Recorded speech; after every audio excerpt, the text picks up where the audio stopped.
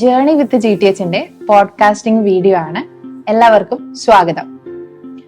നമുക്ക് ഇന്നൊരു ഷോപ്പിംഗ് ഫെസ്റ്റിവലിനെ കുറിച്ചിട്ട് സംസാരിച്ചാലോ? തീർച്ചയായിട്ടും. ഷോപ്പിംഗ് ഫെസ്റ്റിവൽ എന്ന് പറയുമ്പോൾ നമ്മുടെയൊക്കെ മനസ്സിലേക്ക് പെട്ടെന്ന് വരുന്നത് ദുബായ് തന്നെയാണ്. Dubai shopping festival. അപ്പം എന്താണ് ദുബായ് ഷോപ്പിംഗ് ഫെസ്റ്റിവലിന്റെ എന്താണ് പ്രത്യേകത? എന്താണ് അത്? നമുക്ക് അവിടെ നമ്മൾ എന്തൊക്കെയാണ് നമുക്ക് കാണാൻ പറ്റുന്നത്? എത്ര രാജ്യങ്ങളുടെ വ്യത്യസ്തമായ പവലിയൻസ് ഉണ്ടാവും? കുറേയധികം രാജ്യങ്ങളുടെ 60 രാജ്യങ്ങളുടെ പോയിരുന്നല്ലോ അല്ലെ? പോയിരുന്നു. അപ്പൊ അവരുടെ കൾച്ചർ, അതുപോലെ തന്നെ ഫുഡ്, ക്യൂസീൻസ്, ഇതൊക്കെ നമുക്ക് അവിടെ നിന്ന് എക്സ്പ്ലോർ ചെയ്യാൻ വേണ്ടി പറ്റും ദുബായ് ഷോപ്പിംഗ് ഫെസ്റ്റിവൽ. ഞാൻ ഒരു പീക്ക് ടൈം എന്ന് പറയുന്നത് എനിക്ക് തോന്നുന്നു ഡിസംബർ ജനുവരിയാണ് പീക്ക് എന്ന് പറയാൻ പറ്റുക. അത് സ്റ്റാർട്ടിങ്ങില് കുറെ സ്റ്റാളുകൾ ഉണ്ടാവത്തില്ല. ജനുവരി ടൈം ആകുമ്പോഴേക്ക് സ്റ്റാളുകൾ അവര് എല്ലാം തന്നെ ഓപ്പൺ ചെയ്തിട്ടുണ്ടാവും. എല്ലാ രാജ്യങ്ങളും സ്റ്റാൾ അവൈലബിൾ ആയിരിക്കും. തീർച്ചയായിട്ടും. പിന്നെ നമുക്ക് ദുബായ് എന്ന് പറയുമ്പോഴേക്കും ടെക്നോളജി, ഭയങ്കര ടെക്നോളജി അഡ്വാൻസ്ഡ് ആയിട്ട് ടെക്നോളജി പറയുമ്പോൾ എനിക്ക് ദുബായ് ഫ്രെയിം ആണ് ഓർമ്മ വരുന്നത്. കാരണം ദുബായ് ഫ്രെയിമിനെ കുറിച്ച് പറയുകയാണെങ്കിൽ വൺ ടൈം, ശരിക്കും പറഞ്ഞാൽ വൺ ടൈം ഇങ്ങനെ നമ്മൾ പോയിട്ടുണ്ടായിരിക്കേണ്ട ഒരു രാജ്യമാണ് ദുബായ് ഫ്രെയിം എന്ന് വെച്ച് കഴിഞ്ഞാല് ദുബായിയുടെ പാസ്റ്റ് എന്താണോ, ദുബായിയുടെ പ്രസന്റ് എന്താണോ, ദുബായിയുടെ ഫ്യൂച്ചർ എന്താണോ, എക്സാക്ട് ആയിട്ട് നമുക്ക് അവിടെ കാണാൻ അവരെന്താണ് ടാർഗറ്റ് ചെയ്തിരിക്കുന്നത് അതാണ് അവിടെ പ്രസന്റ് ചെയ്തിരിക്കുന്നത്. ദുബായ് ഫ്രെയിം മസ്റ്റ് വിസിറ്റ് ആണ്. അതുപോലെ തന്നെ നമ്മുടെ ബുർജ് ഖലീഫ 124ാമത്തെ ഫ്ലോർ വരെ നമുക്ക് പോകാൻ പറ്റും. അത് ഭയങ്കര ഒരു എക്സ്പീരിയൻസ് തന്നെയാണ്. തീർച്ചയായിട്ടും. പിന്നെ നമുക്ക് ഒരു പെട്ടെന്ന് തന്നെ വിസ എടുത്ത് ട്രാവൽ ചെയ്യാൻ വേണ്ടി പറ്റുന്ന ഒരു ഡെസ്റ്റിനേഷനും കൂടിയാണ് ദുബായ്. ഒരു 3-4 മണിക്കൂർ ഫ്ലൈറ്റിൽ യാത്ര ചെയ്തുകൊണ്ട് എത്തിച്ചേരാൻ പറ്റുന്ന ഒരു ഡെസ്റ്റിനേഷൻ ആണല്ലോ ദുബായ്. പിന്നെ ദുബായില് ഈ ഡെസേർട്ട് സഫാരി, അതൊരു അഡ്വഞ്ചർ മോഡിലേക്ക് നമുക്ക് പോകാം. പിന്നെ ആക്ടിവിറ്റീസും കാര്യങ്ങളൊക്കെ ഉണ്ടാവും. മിറാക്കിൾ ഗാർഡൻ, ഗ്ലോബൽ വില്ലേജ് അല്ലെ?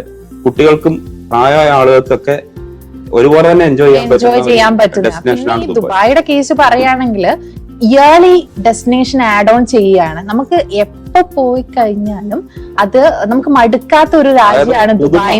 പുതുമ നിലനിൽക്കുന്ന ഒരു രാജ്യം തന്നെ പറയാം. അതായത് മറ്റു രാജ്യങ്ങളിൽ നമ്മൾ പോകുന്ന സമയം നമ്മൾ പോയൊരു ദുബായിയുടെ കേസ് ഇവർ ആഡ് ഓൺ ചെയ്യാണ് ചെയ്യുന്നത്. സൈറ്റ് സീൻ ആഡ് ഓൺ ചെയ്യുന്നതുകൊണ്ട് തന്നെ നമുക്ക് ഒരിക്കലും മടുക്കത്തില്ല. ഓരോ വർഷവും പുതിയ പുതിയ അട്രാക്ഷൻസ്. ഇപ്പൊ നമ്മുടെ ബാബ്സ് ടെമ്പിൾ ഒരു തീർച്ചയായിട്ടും, അതായത് നമ്മള് കഴിഞ്ഞ മുന്നിലത്തെ വർഷം നമ്മൾ ബാബ്സ് ടെമ്പിൾ ആഡ് ചെയ്തു. ദുബായ് ട്രാവൽ ചെയ്യുന്ന എല്ലാവരുടെയും അവരുടെ ഒരു മൈൻഡില് കാണാൻ ആഗ്രഹിക്കുന്ന ഡെസ്റ്റിനേഷൻ തന്നെ ബാബ്സ് ടെമ്പിൾ, അബുദാബി ടൂർ, അതുപോലെ തന്നെ ഗ്രാൻഡ് മോസ്ക് ഒക്കെ one of the famous attraction തന്നെയാണ്. തീർച്ചയായിട്ടും. അപ്പം കുട്ടികൾക്കാണെങ്കിലും പ്രായമുള്ള ആളുകൾക്കാണെങ്കിലും അവരവരുടെ താല്പര്യങ്ങൾ അനുസരിച്ച് എൻജോയ് ചെയ്യാൻ വേണ്ടി പറ്റുന്ന ഒരു ഡെസ്റ്റിനേഷൻ തന്നെ പറയാം. തീർച്ചയായിട്ടും ദുബായ് യാത്ര. അപ്പൊ ദുബായിലുള്ള ഈവനിങ് നമുക്ക് എക്സ്പ്ലോർ ചെയ്യാൻ പറ്റുന്ന നൈറ്റ് വൈബ് നമുക്ക് ആസ്വദിക്കാൻ പറ്റുന്ന ദോ ക്രൂയിസിൽ തന്നെ നമുക്ക് ഡിന്നറും കാര്യങ്ങളും ഉണ്ടാവും. ബെല്ലി ഡാൻസ് എനിക്ക് തോന്നുന്നു ഡെസേർട്ട് സഫാരിയിലാണ് വരുന്നത്. അതെ. അപ്പൊ നൈറ്റും എക്സ്പ്ലോർ ചെയ്യാം, ഡേയും എക്സ്പ്ലോർ ചെയ്യാൻ പറ്റും. ക്ലൈമറ്റ് ആണ് ജനുവരി എന്ന് പറയുന്നത്.